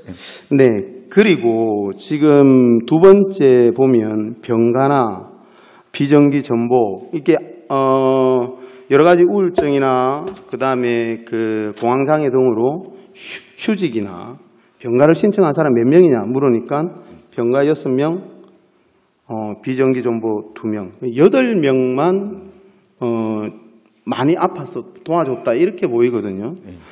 지금 총 419건 중에 폭행을 당한 교원이 17명입니다. 폭행 당하면 제가 볼 땐 병가를 하든지 쉬어야 될 것, 휴직을 하든지 해야 될 것 같은데요. 성희롱 12건, 성적 굴욕감 12건, 정당한 교육활동을 반복적으로 부당하게 간섭한 것 35건, 폭언, 욕설, 학생들의 폭언과 욕설 139건, 이렇게 많은 피해를 당하고 있는데 정작 8건만 병가를 신청했다. 그럼 나머지는 어떻게 한다는 겁니까? 이게 지금 제가 볼 때는 교권보호위원회를 함부로 신청하는 것도 아니고 정말 문을 두드려서 교권보호위원회를 열어서 나는 학생으로부터 이런 수치스러운 일을 당했습니다 하고 말하는 것은 선생님의 용기가 필요한 거거든요. 그렇게 목소리를 내었는데도 고작 419명 중에 8명만 조치되어 있다. 제가 볼 때는 병가를 누가 허가하고 결재하죠? 선생님의 병가를 누가 허가하고 결재합니까? 예, 교장 선생님. 이 병가 허가 절차가 까다롭거나 선생님들에게 굉장히 어려움이 있다 이렇게 느껴집니다. 피해 교원이 419명인데 너무 건수가 작거든요. 이 부분도 한번 체크를 해주시기 바랍니다. 네. 그리고 8번째 질문은 답변에 오류가 있습니다. 지금 변호사가 한 분이 교권 침해를 담당해야 될 한 분이 학교 폭력도 하고 교육청의 각종 법률 업무를 다 하고 있습니다. 그래서 2명이 할 일을 1명이 하고 있거든요. 채용 공고를 2번 냈다고 지금 답변했어요. 예, 그렇습니다. 예. 작년 5월부터 최초 공고가 있었는데 예. 5월 달에 한 번 내고 사람이 안 왔어. 그 다음에 언제 냈다는 겁니까? 예, 금전에도 냈었는데 지금 현재 아직 신청자가 없은 상태에 있습니다. 그러면 작년 5월에 내고 안 뽑히니까 계속 안 뽑았다는 겁니까? 답변에 오류가 있습니다. 네, 7차례 이상 공고한 걸로 알고 있고요. 7차례 이상 공고해도 변호사가 채용되지 않다는 것은 근무 조건이 맞지 않다는 겁니다. 그 정도의 대우를 했서는 그 정도의 급여를 받고는 교육청에 와서 일하지 않겠다는 겁니다. 그래서 현실적인 채용 공고가 필요합니다. 그렇게 해야지 그 학교폭력 업무를 담당할 변호사도 뽑고 또 교육청의 재반적인 업무를 신속하고 정확하게 처리할 수 있죠. 한 명이 지금 2명분을 일하고 있는데 혹시 그러면 그분에게 2명분의 급여를 지급합니까? 그렇지 않습니다. 네, 그러니까요. 이 부분도 조치를 해 주시기를 바랍니다. 그리고요, 선생님이 학생에게 폭행을 당했다. 그죠? 예. 그러면 학부모에게 심한 모욕감을 입었다. 예. 그랬을 때 소송을 할 수 있습니다. 예, 그렇습니다. 제대로 된 예. 이렇게 가해자가 또 학부모가 이렇게 치료비를 제공하지 않는다든지 잘못을 반성하지 않으면 소송으로 할 수 있는데요. 예. 그때 소송비는 교육청에서 지급하고 있습니까? 예, 저희들이 우리 교원 책임 배상 보험이라 해서 저희들이 지금 2,500원 가입해서 최고 건당 2억에서 최대 10억까지 할 수 있고, 만약에 교원이 가해자일 경우에는 소송비를 지원해주고, 또 만약에 피해자일 경우에는 1인당 50만 원 상당의 심리 치료비를 지원을 해주고 있습니다. 예. 네, 선생님이 피해자일 때는 소송비를 지원하고 있지 않습니다. 선생님이 맞았거나 심한 어떤 성적 굴욕감을 느꼈을 때는 소송비를 지원하고 있지 않아요. 그러니까 학부모가 반성하지 않고 무자비하게 선생님을 압력하고 자기 행위를 뉘우치지 않고 보상하지 않아도 소송비는 교육청에서 지원하고 있지 않습니다. 선생님이 가해자일 때 배상 책임 보험은 지급하고 있고요. 예, 그렇습니다. 그죠? 예. 선생님이 맞았을 때 자기가 소송해야 돼요. 그래서 이 부분도 실질적인 선생님에 대한 보호를 하려고 하면 이 부분도 해야 합니다. 지금 서울시 교육청은 1인당 550만 원의 피해 교원에 대한 소송비를 지원하고 있습니다. 근데 울산시는 선생님이 맞거나 뭐 피해를 받았을 때 본인이 알아서 소송해라. 본인의 피해를 알아서 해결해라. 이렇게 되어 있거든요. 그래서 이 부분도 예산을 세우셔서 보호를 해 주셨으면 좋겠습니다. 예, 참고하겠습니다. 네. 저희들은 이제 교육 현장에서 항상 좀 안타까운 것은 학생의 권리를 보호할 건가? 선생님의 권리를 보호할 건가? 뭐 이런 것들이 논쟁이 되고 있습니다. 학교가 행복하려고 하면 학생의 권리가 보호될 때 선생님이 행복한 거고요. 선생님의 권리가 안정적으로 보호될 때 학생들의 학습권이 보장되면서 학생들이 행복한 것입니다. 그래서 지금 본 의원이 질의했던 것과 같이 교원 치유지원센터, 선생님이 정말 행복하게 수업하고 학교에 들어갈 수 있을 때 그렇게 행복한 얼굴을 본 학생들은 정말 공부할 기분이 날 것 같습니다. 우리 울산의 학생들이 행복하면 선생님이 행복하고 울산의 교육가족이 행복하면 울산시가 행복해지는 것입니다. 그래서 선생님의 교원 치유지원센터의 설립과 교육활동 보호에 더욱더 만전을 기해 주실 것을 부탁드립니다. 감사합니다.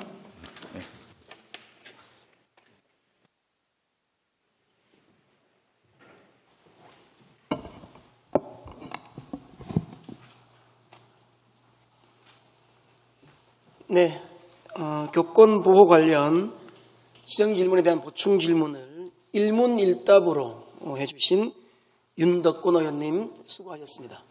답변해 주신 정재호 교육국장님께서도 수고하셨습니다. 다음 이미영 의원님 바른대에 나오셔서 질문해 주시기 바랍니다.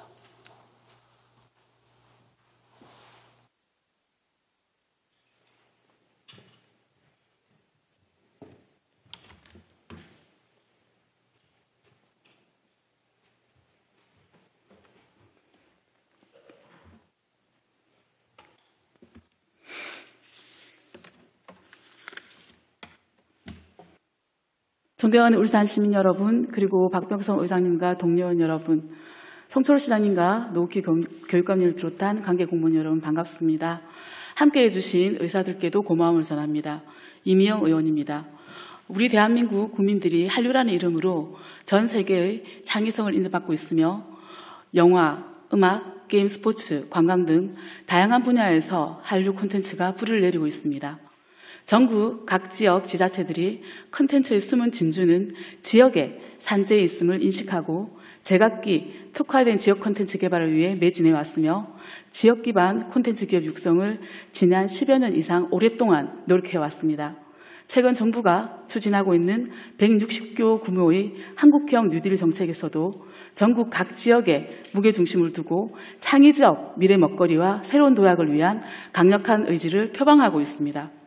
울산도 방구댁 안각화 세계문화유산, 고래문화 콘텐츠, 태화강 국가정원, 처용이야기와 처용암, 간절곶 등 동해와 해양 관광 콘텐츠, 영남 알프스와 산악관광 콘텐츠, 그 외 우수한 역사 인물들과 역사 유적지들이 전국 어디에 내놔도 손색 없는 콘텐츠 문화 원형이 산재해 있습니다.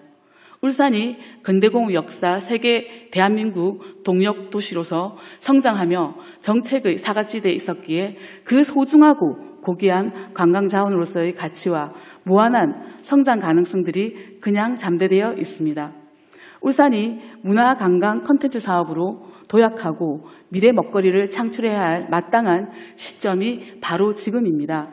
송철호 시장님이 중요 공약으로 내세웠던 문화 육성 공약들의 진정한 실천이 선사 이후 우수한 콘텐츠들을 숨은 진주로 보관만 하고 있는 울산의 문화관광 미래 관문을 여는 정책이 될 것입니다. 6대 광역시와 9대 자치도를 포함한 전국 19개 시도의 지역 콘텐츠 진흥원들이 결성한 전국문화산업진흥기관 협의회가 있습니다. 울산정보산업진흥원도 당연직 기관으로 등록되어 있지만 과기정통부에 태생을 두고 있어 문화관광 관련 콘텐츠를 담당하고 있는 부서가 너무 미약하여 다른 도시의 영향에 10분의 1도 미치지 못하고 있는 실정입니다. 물론 문화 콘텐츠 사업 지원 규모도 거의 없거나 미미한 수준에 그치고 있고 우리시 문화예술과나 관광정책과에서조차 울산정보산업진흥원이 가기부 성향이 짙기 때문에 주도적으로 사업을 추진하지 못하고 협조 요청하는 수준에 머물러 있습니다. 울산의 문화 콘텐츠를 전문적으로 육성 지원하고 지역 콘텐츠 기업과 인력을 양성하며 창의적 콘텐츠 기획자와 진취적 청년들의 일자리를 창출할 수 있는 울산 콘텐츠진흥원의 설립이 필요합니다. 경북 콘텐츠진흥원, 전남, 전주, 고양시 등 다른 도시는 콘텐츠 육성 지원 예산만 300억에서 500억 규모로 추진하고 있으며 매년 우수한 콘텐츠들이 생산되고 있습니다. 그 지역의 예술, 전통, 민속, 생활, 방식 등 유무형의 가치들을 가공하여 콘텐츠한 것이 지역의 정체성과 문화적 가치를 내포하고 있어 지역 브랜드 확장에 크게 기여하는 확고한 울산 문화 콘텐츠 육성 정책을 뿌리 내려야 합니다. 오늘 저는 지역 문화 콘텐츠 가슴에서 본 울산시의 과제에 대해서 시정 질문하고자 합니다. 송초로 시장님께 질문 드리겠습니다. 첫째, 주력 사업이 자동차, 조선, ICT이므로 실제 지역문화 콘텐츠 육성 사업이 매우 미약합니다. 울산시의 콘텐츠 육성 사업 현황에 대해서 자세히 답변 바랍니다.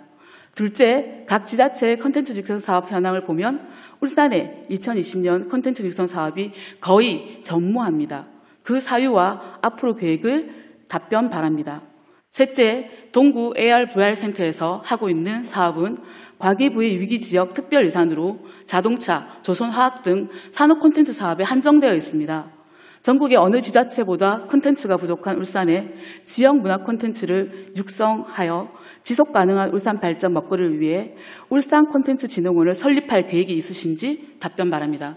넷째, 뒤늦게 콘텐츠 코리아랩을 개소하였으나 타도시에 비해 10년 이상 늦었으며 규모가 작고 또 타도시에서 추진하는 수억 원대 콘텐츠 기업 육성이나 지역 콘텐츠 육성 기능보다 소규모 개인 작업자들을 위한 작업 환경 지원 그리고 수십에서 수백만 원 수준의 사제품 제작비 지원에 그치고 있습니다.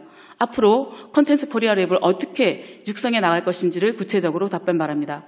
다섯째, 콘텐츠 기업 육성센터 지원 사업은 2년간 1억에 가까운 연구 영역을 투입했음에도 울산시에서는 2018년 19년 연속 신청서조차 제출 못했습니다. 그 사유가 무엇인지 자세히 답변 바랍니다.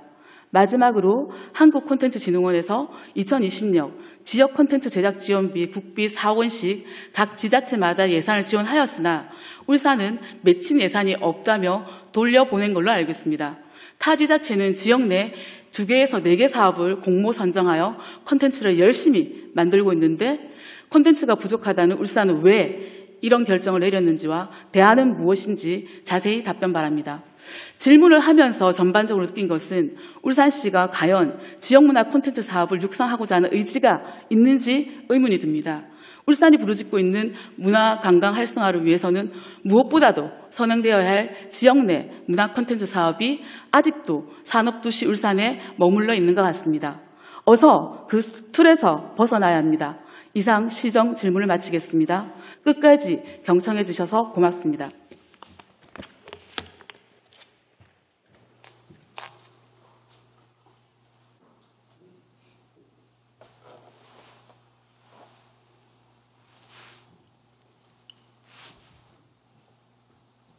네, 이미영 의원님 수고하셨습니다.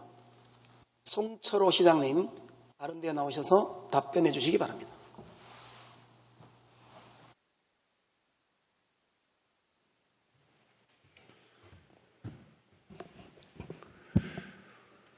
벌써 시간 가는 줄도 모르고 앞만 보고 달려온 그간의 시정을 되짚어보고 또 내년도 살림살이를 준비해야 할 시간이 다가왔습니다. 오직 시민만을 생각하면서 시민에 집중할 수 있도록 든든한 협력자로 늘 함께해 주시는 존경하는 박병석 의장님과 의원 여러분께 감사드리고 앞으로도 울산시정이 한 걸음 더 전진할 수 있도록 시의회의 아낌없는 지원과 협조를 부탁드리면서 우리 시 문화 콘텐츠에 많은 관심을 가져주신 이명 의원님의 시정 질의에 대해서 답변드리겠습니다. 먼저 울산시 콘텐츠 육성 사업 현황입니다. 우리 시는 지역 콘텐츠 산업 육성 계획을 수립하고 지자체와 유관기관에서 추진하는 콘텐츠 분야의 사업을 관리하고 있습니다. 먼저 기반시설로 콘텐츠 코리아 랩과 음악 창작소, VR, AR 제작센터, 3D 프린팅 지식산업센터, 시청자 미디어 센터를 조성 운영 중이며 대항암공원과 대교 전망대에 VR, AR 체험 공간을 조성하고 e스포츠 활성화 사업도 진행하고 있습니다. 또한 처용, 반구대, 암각화 등 역사문화 자원을 활용한 애니메이션과 다큐멘터리 제작, 울산 역사문화제전 현찬, 우리 시를 주제로 한 콘텐츠 공모전 등 다양한 콘텐츠 분야의 사업을 활발하게 진행하고 있습니다. 지속적으로 우리 시 콘텐츠 육성을 위한 과제들을 발굴하고 적극 추진하겠습니다. 둘째, 2020년 콘텐츠 육성 사업이 전무하다는 의견과 앞으로의 계획에 대해 답변드리겠습니다. 문화체육관광부의 국비 공모 사업인 콘텐츠 기업 육성센터 조성, 지역 특화 콘텐츠 개발 사업은 코로나라는 예상치 못한 상황으로 예산 확보에 어려움이 많아 추진하지 못했습니다. 콘텐츠 코리아 랩 음악 창작소는 현재 운영 중이며 코로나로 인해 대면 활동이 어려워지면서 지역의 많은 문화예술 활동이 콘텐츠로 제작되었습니다. 앞으로 코로나 이후 비대면 문화예술 활동을 지원할 수 있는 사업을 계획하고 올해 부족했던 부분을 채우기 위해 최선을 다하겠습니다. 셋째, 울산 콘텐츠진흥원 설립 계획에 대한 사항입니다. 울산정보산업진흥원이 문체부 콘텐츠 산업 지역 거점 기관으로 지정되어 있으며 국가기관과 협력하여 우리 시 콘텐츠 산업의 중심 역할을 하고 있습니다. 문화 콘텐츠 육성을 위해 새로운 기관을 설립하기보다는 동일한 역할을 하고 있는 기관의 기능을 확대하여 역량을 집중하는 방안으로 콘텐츠 산업을 육성해 나가도록 노력하겠습니다. 넷째, 울산 콘텐츠 코리아 랩 육성 방안에 대한 답변입니다. 콘텐츠 코리아 랩은 기업 지원보다는 그전 단계인 콘텐츠 인재 발굴과 육성을 위해 조성된 곳입니다. 이곳에서 배출한 인재가 우리 시 콘텐츠 기업에서 활동할 수 있도록 문체부 공모사업인 콘텐츠 기업 육성센터를 유치해서 상호 연계 운영함으로써 일자리 창출 및 창업 생태계 조성 등 지속적인 순환관계를 만들어 나갈 계획입니다. 다섯째, 콘텐츠 기업 육성센터 지원 사업의 그간 추진 사항에 대해서 말씀드리겠습니다. 우리 시는 콘텐츠 기업 육성센터 조성을 위해 문체부에서 사업을 시작한 2017년부터 지금까지 노력해 왔다는 말씀드립니다. 3년 동안 계속 신청하였으나 미선정되어 19년에 5천만 원을 편성하여 콘텐츠 기업 육성센터 조성 기본계획 타당성 영역을 진행하였습니다. 비록 올해는 예산 확보가 있지 않아 공모사업 진행이 어려웠으나 내년에는 반드시 선정될 수 있도록 만반의 준비를 하겠습니다. 마지막으로 문체부 지역특화 콘텐츠 지원 사업에 대해서 답변드리겠습니다. 지역특화 콘텐츠 지원 사업은 문체부와 우리 시가 2016년부터 추진한 사업으로 처형 콘텐츠, 울산 큰애기 미니 드라마 등 6건을 제작 지원했습니다. 올해는 코로나로 인한 재정 여건이 어려워 예산에 반영하지 못하였으나 내년도에는 콘텐츠 개발 예산을 반영하여 지속해서 콘텐츠 사업이 이어질 수 있도록 적극적으로 추진하겠습니다. 존경하는 의원님, 우리 시는 반구대 암각화와 태화강 국가정원 등 우수한 문화 관광 자원과 산업 자원을 보유하고 있습니다. 이러한 자원들을 잘 연계한다면 콘텐츠 산업의 발전 가능성은 무궁무진하다고 생각합니다. 해당 분야에 대한 인력 양성부터 기업 육성까지 체계적인 지원 방안을 마련하여 예산 확보에도 적극적으로 나서겠습니다. 이상으로 답변을 마치겠습니다. 감사합니다.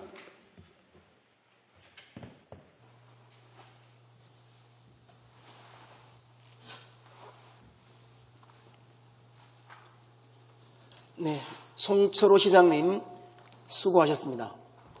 이미영 의원님 보충 질문하시겠습니까? 네, 보충 질문해 주시기 바랍니다. 보충 질문 시간은 답변 시간을 포함하여 15분을 초과할 수 없음을 유념해 주시기 바랍니다.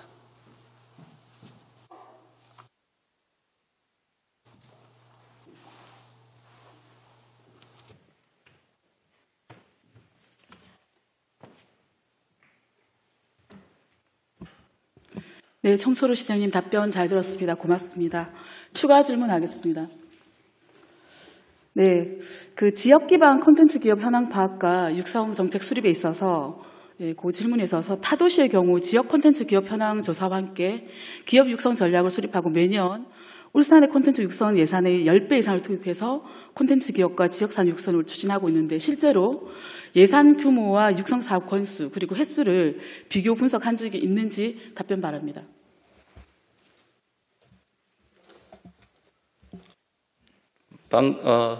문화관광체육국장 이상찬입니다. 우리 시는 2019년도에 그 울산 지역 콘텐츠 산업 육성 계획을 수립했습니다. 그래서 그 부분을 참고로 해서 매년 육성 지역 콘텐츠 산업의 현황 분석과 총괄 산업 현황들을 관리하고 있습니다. 방금 말씀하신 전국 단위의 비교는 분석 현황에는 들어가 있지는 않습니다. 그러면 콘텐츠 육성을 위한 적극적인 어떤 타 지역의 어떤 비교와 함께 저희들의 어떤 울산의 콘텐츠 육성이 제대로 진행되고 있는지 그리고 또 벤치마킹이라든지 이런 부분들이 저희가 결국 빠르지 않기 때문에 그런 건 어디에서 하고 있습니까?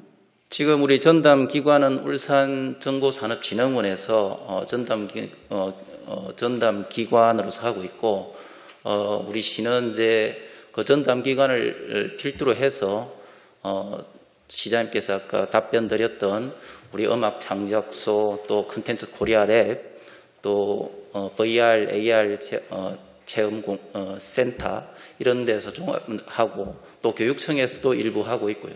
그리고 전체적으로 관리를 하고 있습니다. 다만 이제 콘텐츠 코리아 랩은 이제 기반 조성 부분인데 저희들이 한 단계 더 나아가는 기업 육성까지 나아가려면은 콘텐츠 기업 육성 센터를 조성해야 됩니다. 원래는 그 부분을 답변 드린 것처럼 네. 좀 특수한 상황 때문에 어려웠고 내년에는 반드시 유치할 수 있도록 노력하겠습니다. 네, 답변 잘 들었습니다. 방금 말씀하셨던 콘텐츠 기업 육성 지원 부분에서는 가까운 부산과 그리고 우리와 비슷한 규모의 광주를 잠시 언급하겠습니다. 부산정보산업지원원에서는 부산문화 콘텐츠 컴플렉스에서 약 35개 기업을 입주시켜서 육성을 하고 있고요. 또 부산 잇 벤처시선트 등 콘텐츠 관련 많은 지원을 하고 있습니다. 광주는 정보문화산업진흥원에서 콘텐츠 진흥원이라는 이름을 쓰지 않지만 엑셀레이트 역할을 톡톡히 하면서 상당히 우수한 콘텐츠 기업 육성 사업을 추진하고 있습니다. 이런 사례들이 울산의 실질적인 콘텐츠 육성에 도움이 되시길 바랍니다. 두 번째 추가 질문 드리겠습니다. 콘텐츠 진흥가 필요한 부분에서 부산정보산업진흥원이나 강부정보문화산업진흥원의 경우 타도시의 콘텐츠 진흥원 명칭을 사용하지 않고 정보산업진흥원의 명칭을 사용하더라도 실질적인 지역 콘텐츠 부서가 따로 있고 그리고 전담 인원도 충분히 확보하고 있습니다. 새로운 기관 설립보다 기관의 기능 확대와 역량 강화를 말씀하셨거든요. 답변에서. 그러면 우리 울산정보산업진흥원이 울산콘텐츠진흥원의 기능을 충분히 갖추고자 한다면 콘텐츠 전담 부서 결코 타사와 겸직 불가하고요. 그리고 팀장 포함 5명 내외의 규모로 콘텐츠 업무에 총력을 기울이는 조직 강화가 필수라고 생각하는데 이에 대해서 답변 바랍니다. 예, 우리 시에 지금 정보산업진흥원이 진흥원으로 성격된 것도 최근 한 5년 이내입니다. 그리고 지금은 저희가 지금 정보산업진흥원 내에 전담 기관으로서 지정은 되어 있지만 사실 문화 콘텐츠 부분은 우리 시의 어떤 전략 산업 차원에서 조금 부족한 부분은 있습니다. 그러나 의원님이 지적하신 대로 이 부분은 우리 시가 키워나가야 될 분야이기 때문에, 그러나 아직까지는 이제 우리가 컨텐츠 기업 육성센터를 조성해야 되고 좀 더 사업이 확장되는 것을 보고 이제 진흥원으로 나아갈 수 있도록 그렇게 준비하도록 그렇게 하겠습니다. 진흥원 성격된 지가 지금 5년밖에 안 됐다고 말씀하셨잖아요. 그러면 저희가 이제 울산에서 사실은 이런 문화 콘텐츠 외에도 저희 울산이 되게 많이 늦은 게 많습니다. 실제로 광역시의 규모에 맞게 제대로 되지 않았다는 부분들이 많으면서 늦게 출발하면서 주로 하는 말이 뭐냐면, 그래도 우리가 늦게 출발하는 것만큼 타 시도의 좋은 사례들을 벤치마킹하고 더 많이 보완해서 제대로 출발하게 된다는 얘기들을 하고 있거든요. 근데 이렇게 문화 콘텐츠에 있을 만큼은 늦게 출발했기 때문에 아직도 미비하다라는 부분들은 사실은 좀 공감할 수 없는 부분이라는 생각을 하고요. 또 이렇게 필요성을 느끼신다고 하니까 좀 더 체계적으로 진행해 주시길 바랍니다. 그렇게 하겠습니다. 네, 마지막으로 정부 지원 과제는 전국 경쟁 공모 사업으로 평가에 따라 미선정될 수 있음을 충분히 인지합니다. 그러나 2016년과 같이 지역 안배로 기배정된 예산을 우리 시 차원에서 포기하고 돌려보낸다거나 그리고 공모에 신청조차 하지 않는 등 국비 유치에 적극적인 노력을 기울이지 않는 일은 없어야 됩니다. 실제 송철호 시장님께서는 지난해도 국비 사업을 제일 많이 전국에서 받아오신 걸로 유명한데 왜 문화 콘텐츠에서만큼은 이런 일이 있는지, 그리고 우리 시 전체를 통틀어서 2020년 콘텐츠 육성 사업이 전무한 문제점은 코로나의 영향으로 치부하기는 너무나 무책임하고요. 그리고 우리 시가 콘텐츠 사업에 대한 육성 의지가 약해 보입니다. 실제로. 그리고 2021년 콘텐츠 기업 육성센터 유치 방금 말씀하셨는데요. 지역 특화 콘텐츠 지원 사업 등 고정적인 국비 지원 확보는 물론이고 문화체육관광부와 한국콘텐츠진흥원 등의 적극적으로 타진, 방문, 협조를 통해서 울산 콘텐츠 사업 육성 의지를 강화해야 된다고 생각합니다. 특히 정부 지원 과제는 전국 경쟁이기 때문에 우리 시에서 꼭 필요한 사업임에도 불구하고 미선정될 경우가 있죠. 예. 네. 그럴 경우에 실제로 우리 시에서 꼭 필요한 사업이기 때문에 우리 시가 주관하는 콘텐츠 육성 정책과 예산을 필히 확보해야 될 것을 한 번 더 당부드리고요. 이에 대한 대책 가지고 있습니까? 앞에서 다 말씀을 드렸는데 일단 콘텐츠 기업 육성센터 반드시 내년에 설치할 수 있도록 준비할 것이고요. 그리고 지역 특화 콘텐츠 사업은 내년에는 반드시 또 실천하겠습니다. 그동안에 한 6건 정도 우리 지역 자체 콘텐츠 애니메이션이나 이런 것들을 만들었는데 내년에는 반드시 하도록 그렇게 하겠습니다. 네, 답변 잘 들었습니다. 진행 사항 중에 필요한 사항은 서면으로 대체하겠습니다. 산업과 함께 문화관광을 미래 먹거리로 생각하는 울산의 콘텐츠 육성이 제일 기본이라는 생각을 가지고 ICT 과학기술 중심의 정보산업진흥원의 기능을 확장하여서 진흥문화 콘텐츠 육성에 힘써주실 것을 송철호 시장님과 그리고 시님 정보산업기술원장님 그리고 문화체육관광국장님 그리고 관계자 여러분들께 다시 한번 간곡히 당부드리며 이상 추가 질문을 마치겠습니다. 고맙습니다.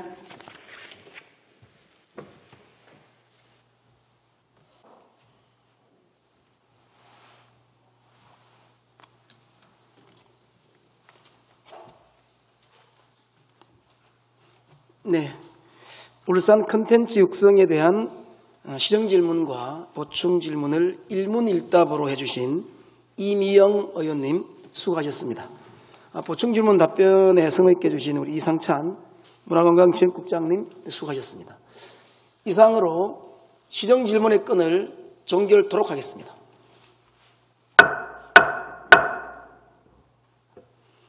존경하는 선배 동료 의원 여러분, 그리고 송철호 시장님과 노키 교육감님을 비롯한 관계공무원 여러분 수고하셨습니다. 내일부터 11월 18일까지 행정사무감사 등 위원회 활동을 위해 본회의를 휴회하고 제2차 본회의는 오는 11월 19일 오전 10시에 개의토록 하겠습니다. 이상으로 제218회 울산광역시의회 제2차 정례회 제1차 본회의를 모두 마치겠습니다. 산회를 선포합니다.